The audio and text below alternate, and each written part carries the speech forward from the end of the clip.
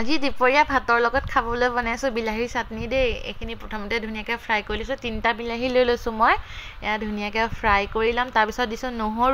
নহৰু যেহেতু মোৰ মানে এখিনি ডাঙৰ আছিল সেইকাৰণে দুফুটা দিয়ে মোৰ হৈ গৈছে আৰু তাৰ পিছত সিজিবৰ কাৰণে দিলো নিমখ আৰু ঢাকনিখন ধুনিয়াকৈ মাৰি দিছো আৰু গেছটো কমাই দিছো নহলে বিলাহীখিনি জ্বলি যাব যেন আৰু বিলাহীখিনি ধুনিয়াকৈ ফ্ৰাই হৈ গৈছে আৰু মই হাতৰকা খিলাৰি নিচিনা একো ভয় ভূত নোহোৱাকৈ দেখিছে গোটেই গৰম কেৰাহীতে বিলাহী বাকলি গুছাত লাগি গলো নহয় আপোনালোকে এটো কাম নকৰিব দেই এটো কাম কৰিলে নহলে হাত পুৰা পুৰিব মোৰ পুৰি আছে কিন্তু মই সহ্য কৰি আছো মোৰ একদম ভয় ভূত নালাগে এইবিলাক অভ্যাস হৈ গৈছে মোৰ